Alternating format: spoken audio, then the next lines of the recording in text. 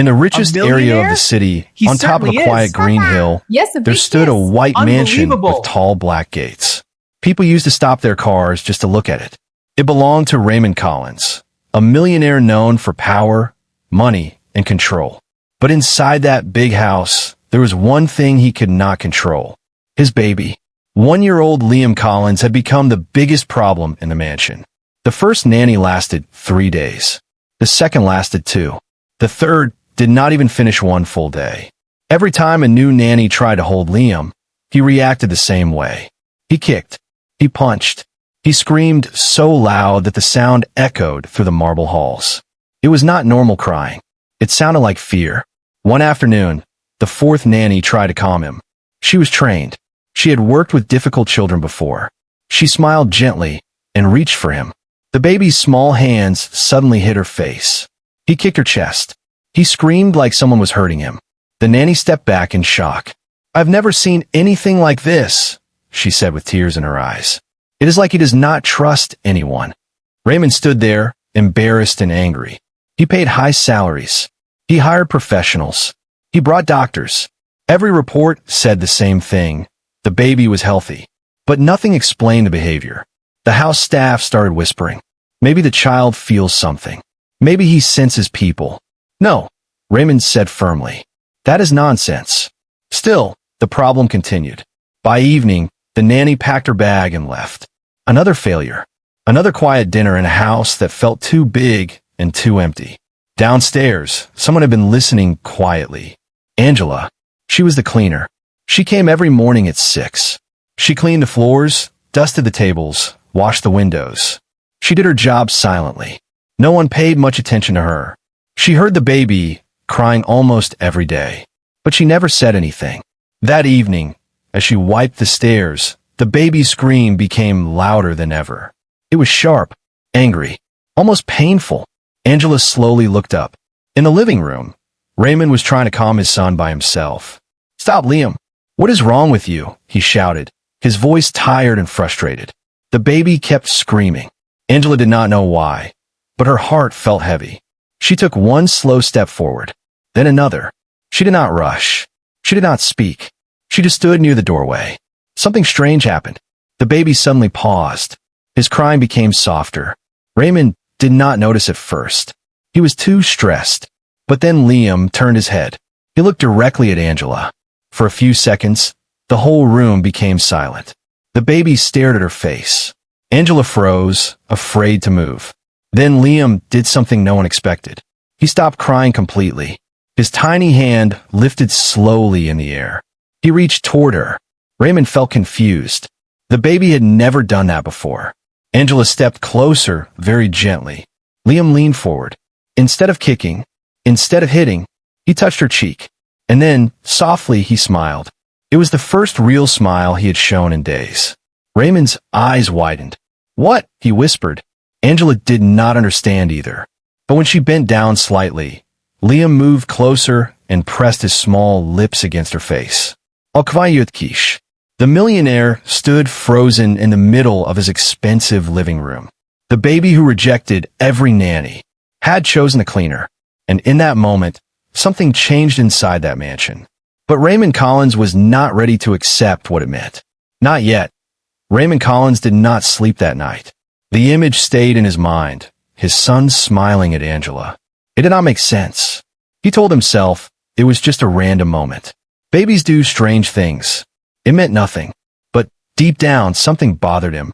The next morning, he decided to test it. He called a new nanny for an interview. She was highly recommended. 10 years of experience. Calm voice. Professional attitude. Perfect on paper. Angela was already cleaning the hallway when a nanny arrived. Raymond looked at her for a second. "Just do your work," he said coldly. Angela nodded quietly. The test began. The nanny gently picked Liam up from his crib. For 2 seconds, everything was calm. Then it started. Liam's face turned red. His tiny hands pushed hard against the nanny's chest. His legs kicked wildly. His scream filled the room again, sharp and desperate. The nanny tried rocking him. She tried singing softly. Nothing worked. Raymond clenched his jaw. He hated this feeling of failure. "Try harder," he said firmly. The nanny looked nervous now. He reacts like he is afraid, she whispered. Raymond was about to respond when he noticed something. Liam's eyes were not looking at the nanny. They were looking past her, toward the door, toward Angela. Angela was standing in the hallway, holding a basket of towels. She had stopped walking when she heard the screaming. The baby reached his hand in her direction. His cry changed. It was no longer angry. It sounded like he was calling someone. Raymond felt his chest tighten. "This is ridiculous," he muttered. He turned to Angela. "Come here." Angela hesitated. "Sir, just come here." She walked slowly into the room. The moment she stepped closer, something unbelievable happened. The screaming stopped. Not slowly. Instantly. The nanny froze. Raymond's heart skipped. Liam stretched his small arms toward Angela. His breathing became calm, like nothing had happened. Angela did not rush. She simply stood near. "Pick him up," Raymond ordered. Angela looked unsure. "Sir, I don't think." "That's an order." She gently took the baby into her arms. Liam rested his head on her shoulder. Silent. Peaceful. The room felt heavy with shock. The nanny stared in disbelief. "How?" Raymond had no answer. But instead of feeling relief, he felt something else. Discomfort. He did not like losing control. He did not like that his son reacted better to the cleaner than a trained professionals. It felt wrong. Later that day, Raymond reviewed the security cameras. He watched every angle. He searched for something unusual. Was Angela doing something special? Was she whispering something? Was she using a trick? But the footage showed nothing strange. She barely spoke. She barely moved. She simply existed near the child. And he responded. That evening, Raymond stood outside Liam's room. Angela was gently placing the baby in his crib after calming him. Liam held her finger tightly. He did not want to let go. Angela softly smiled. "It's okay, little one." Raymond watched from the doorway. A strange thought entered his mind. What if this is not about skill? What if this is about something deeper? He quickly pushed the thought away. "No," he whispered to himself. "There must be another reason." But the question stayed in his heart. Why her? Out of everyone in this big house. Why did his son feel safe only with Angela? And the more Raymond tried to ignore it, the more impossible it became to deny. Because this was no longer a coincidence. It was a pattern, and patterns always tell a story. Raymond just did not know yet that the story was connected to his own past. The mansion felt different after that day. It was quieter, not because the baby stopped crying for everyone, but because everyone was thinking the same thing. Why Angela? Raymond Collins tried to act normal. He went to meetings. He made business calls. He signed papers worth millions of dollars. But his mind was not in the office. It was in the nursery, watching, thinking. That afternoon, he stood outside Liam's room again. He did not enter. He just watched from the half-open door. Angela was sitting in a small chair near the window. Sunlight fell softly on the floor. Liam was in her arms, calm and relaxed. She was not singing loudly. She was not playing special games. She was just speaking in a soft voice. "You are a strong little boy," she whispered. "But you don't have to fight everyone." Raymond felt something strange hearing those words. Liam gently touched her neck. His tiny fingers grabbed something. A necklace. Angela's old silver necklace with a small cross. Liam held it tightly, staring at it like he recognized it. Raymond's breath slowed. He knew that necklace. Not exactly that one, but something very similar. Years ago, he had seen the same design. On someone else. Angela carefully tried to free the necklace from Liam's grip, but he refused to let go. He smiled and pressed it against his cheek. Raymond stepped inside the room without thinking. "Where did you get that?" he asked suddenly. Angela looked up, surprised. "My necklace, sir." "Yes, that one." She gently touched it. "It was my mother's," she said softly. "She gave it to me before she passed away." Raymond felt his chest tighten. "What was your mother's name?" he asked, trying to sound calm. Angela hesitated for a second. "Maria." The name hit him like a storm. Maria. The room felt smaller. The air felt heavy. Angela noticed his face change. "Sir, are you okay?" Raymond did not answer immediately. Maria. He had not heard that name in years. Not since he was young. Not since he chose ambition over love. He remembered a small apartment. He remembered promises. He remembered a silver necklace he once gave her as a gift. The same design. The same cross. Where did your mother live? He asked quietly. Angela looked confused, but answered. In this city. She worked very hard. She raised me alone. Alone. The word echoed in his head. Liam suddenly placed his head against Angela's chest, holding her close like he belonged there. Raymond stared at them. The baby who rejected everyone looked completely at peace. Angela gently rocked him. My mother used to say, she added slowly, that children can feel truth. They can feel who is real. Raymond's throat felt dry. He remembered Maria saying the same thing once. Long ago, before he walked away, before he told himself he needed success more than love. Did your mother ever talk about, he stopped himself, about me? He could not finish the sentence. Angela looked at him carefully. She said some people are afraid of choosing the heart. She replied quietly. Raymond felt exposed, like she could see through him.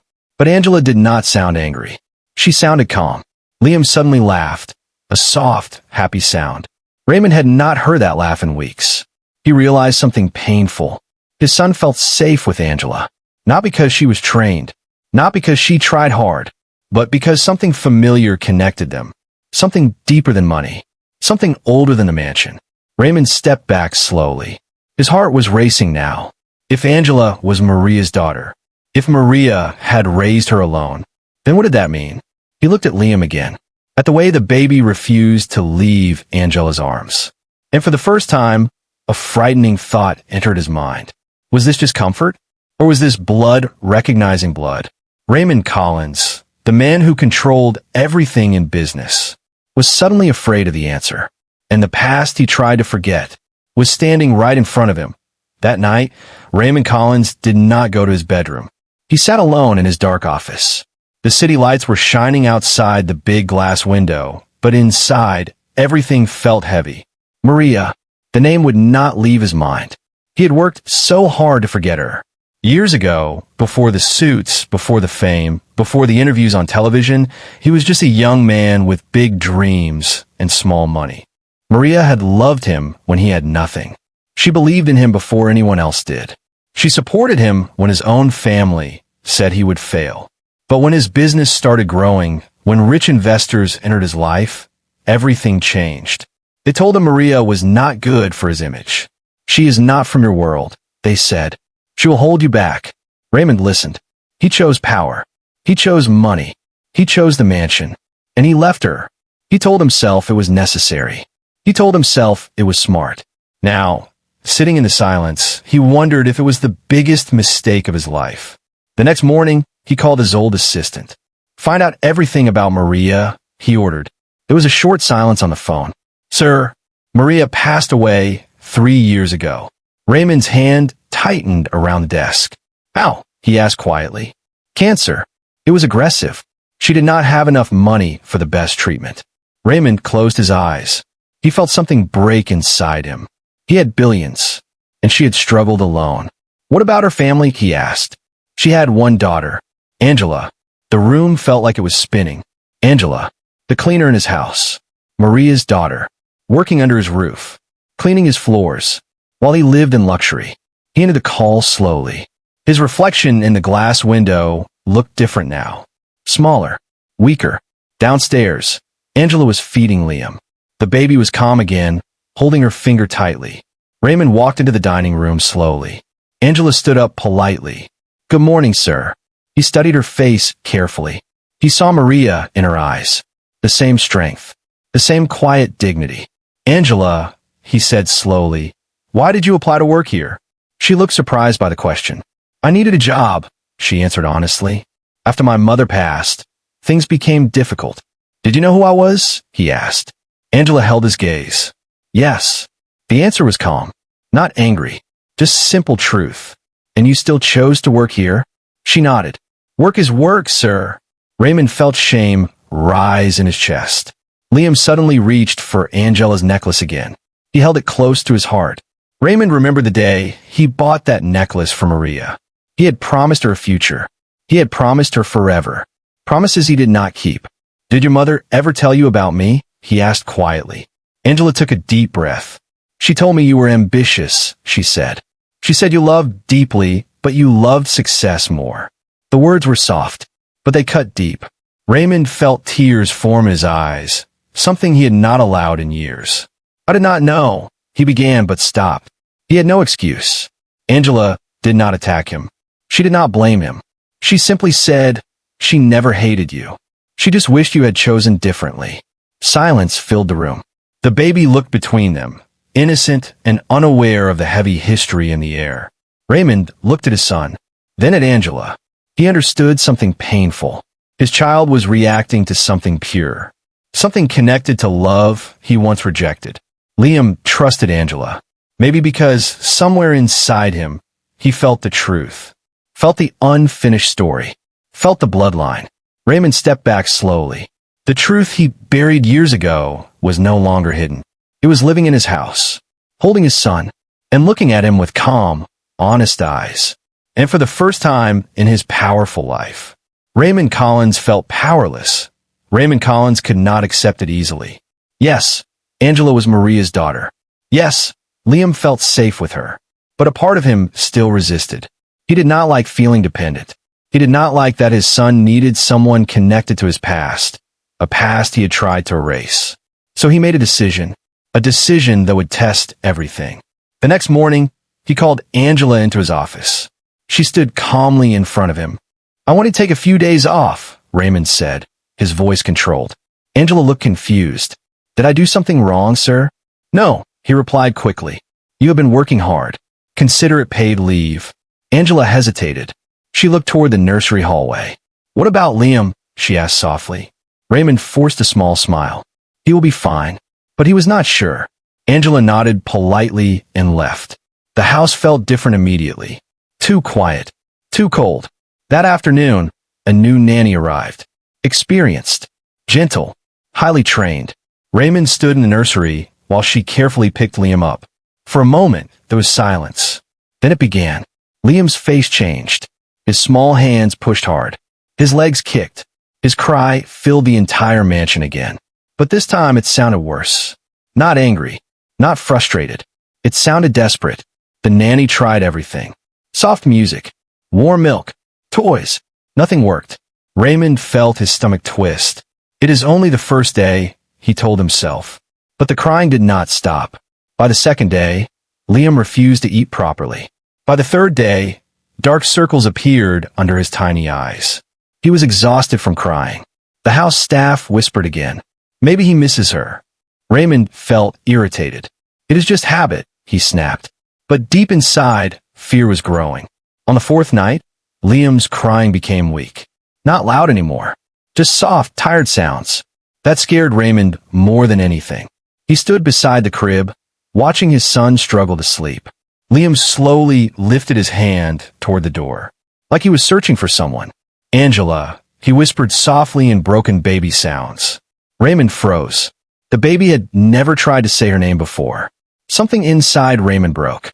All his pride, all his control, all his ego. None of it mattered in that moment. He picked up his phone immediately. "Call Angela," he ordered the assistant. "Tell her to come back now." Within 1 hour, Angela arrived. She looked worried when she stepped inside the nursery. Liam was lying weakly in his crib. The moment she walked closer, his eyes opened. For the first time in days, his face relaxed. He lifted his small arms toward her. Angela gently picked him up. He rested his head on her shoulder instantly. No crying, no fighting, just peace. Raymond felt tears fall down his face. He had not tried to hide them. The powerful businessman was crying in front of his cleaner. Because he finally understood. This was not coincidence. This was not manipulation. This was connection. Real connection. Angela softly rubbed Liam's back. "It's okay," she whispered. "I'm here." Raymond stepped closer. "I was wrong," he said quietly. Angela looked at him. He continued, his voice shaking. "I thought I could control everything. But I cannot control the heart." The room felt lighter now. The tension was gone. Liam had already fallen asleep peacefully in Angela's arms. Raymond realized something powerful. Money could hire nannies. Money could buy doctors. Money could build mansions. But money could not replace trust. And trust, his son had given freely.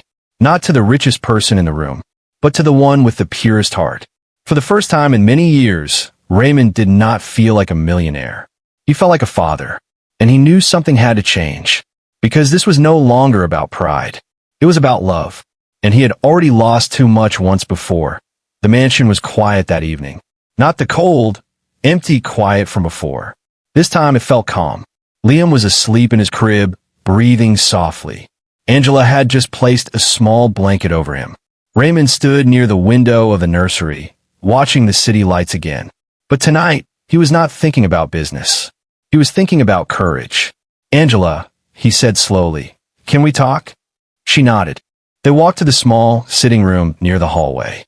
It was simple and warm, unlike the rest of the large mansion. For a few seconds, neither of them spoke. Raymond had faced powerful investors, strict board members, and aggressive competitors without fear.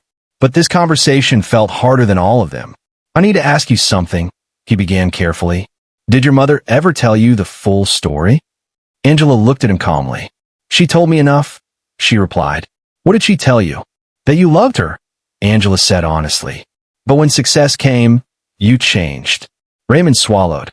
"She never spoke badly about you," Angela continued. "Even when she was sick, even when money was tight. She just said, some people are afraid of choosing love when life becomes complicated." The words hurt more because they were gentle. Raymond sat down slowly. "I was young," he said quietly. "I thought success meant everything. I thought I would come back for her once I built something big." "But you didn't," Angela said softly. "No," he admitted. Silence filled the room again. Raymond looked at Angela more closely now. Not as an employee, not as the cleaner, but as Maria's daughter. He saw the same strength in her posture, the same calm confidence. "Why did you never tell me who you were?" he asked. Angela thought for a moment. "Because I did not come here for revenge," she answered. "I came for work. My mother taught me dignity." Raymond felt shame again. "I did not know she was sick," he whispered. "If I knew." Angela gently shook her head. "She did not want money," she said. "She wanted your presence." That sentence felt like a knife. Raymond closed his eyes for a second. In the nursery, Liam made a soft sound in his sleep. Both of them looked toward the door. "He feels safe with you," Raymond said quietly. Angela smiled faintly. "Children can feel truth." Raymond nodded slowly. "For days I tried to fight it. I tried to prove it was nothing. But when you left, he changed. And when you came back, he healed." Angela did not respond. She already knew. Raymond took a deep breath. "I cannot change the past," he said. "But I can choose differently now." Angela waited. "I do not want you to be just an employee in this house," he continued. "You are family, whether you accept it or not." Angela looked surprised. "Family?" she repeated. "Yes," Raymond said firmly. "Maria was important to me. I failed her. I do not want to fail again." There was honesty in his voice now. Not pride, not control, just truth. Angela's eyes softened slightly. "My mother always believed people can grow," she said quietly. Raymond looked at her, hope slowly rising. "But growth requires action," she added. He nodded. "I am ready." In the nursery, Liam suddenly laughed in his sleep. Both of them smiled without planning to. For the first time, the past did not feel like a curse. It felt like a lesson. And Raymond understood something deeply. Success without love is empty. Money without presence is meaningless. And sometimes the second chance life gives you is standing right in front of you, holding your child, waiting to see if you will choose differently this time. The mansion no longer felt cold. Something had shifted, not on the walls, not in the expensive furniture, but in the heart of the man who owned it. Raymond Collins woke up earlier than usual the next morning. For the first time in years, he did not check his phone first. He did not look at stock numbers. He did not open business emails. He walked straight to the nursery. Angela was already there, gently holding Liam near the window. Morning sunlight filled the room. Liam laughed when he saw his father. It was a pure, happy sound. Raymond felt warmth in his chest. He stepped closer. "Good morning, champion," he said softly. Liam reached toward him. But this time, he did not push Angela away. He held both of them. One tiny hand on Angela. One tiny hand on his father. Raymond understood the message clearly. There was room for both. Later that day, Raymond called a meeting with all the house staff. They gathered in the large living room, confused and curious. Angela stood at the back, unsure why she had been called. Raymond stepped forward. I want to say something important, he began.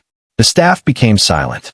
For a long time, I believed money solved everything. I believed control was strength. He paused. I was wrong. Everyone looked surprised. He turned toward Angela. Angela is no longer just the cleaner in this house. Whispers began. Raymond continued firmly. She is part of this family, and she will be treated with the respect she deserves. The room fell quiet again. Angela's eyes widened slightly. He was not ashamed. He was not hiding it. He was choosing openly. After the meeting, Raymond approached her privately. I want to create something in your mother's name, he said. A foundation to help single mothers who struggle alone. Angela looked at him carefully. Why? She asked softly. Because I cannot fix what I failed to do before, he replied. But I can prevent someone else from feeling abandoned. There was no pride in his voice, only sincerity. Angela nodded slowly. My mother believed in second chances, she said. Raymond gave a small, honest smile. That evening, the mansion felt different again. Not because of money, not because of power, but because of peace. Liam was playing on the carpet, laughing freely. Angela sat beside him. Raymond joined them on the floor, something he had never done before. The billionaire in a suit sat cross-legged like a normal father. Liam crawled between them happily. No fear, no anger, no screaming. Raymond looked at his son and understood something clearly. Children do not care about titles. They do not care about wealth. They feel energy. They feel truth. And they choose who feels safe. Angela had never forced love. She had simply carried it naturally. And Liam had recognized it immediately. Raymond looked at her one more time. Thank you, he said quietly. For what? She asked. For reminding me who I used to be before I forgot. Angela smiled gently. Outside, the sun was setting behind the hill. The big white mansion still stood proudly in the city. But inside, something more valuable than money now lived there. Respect, healing, and a second chance. The baby who once kicked and punched every nanny had brought a millionaire to his knees. Not with anger, but with innocence. And in the end, the most powerful lesson in that house was simple. Love is not impressed by wealth. It responds only to truth. And this time, Raymond Collins chose différently.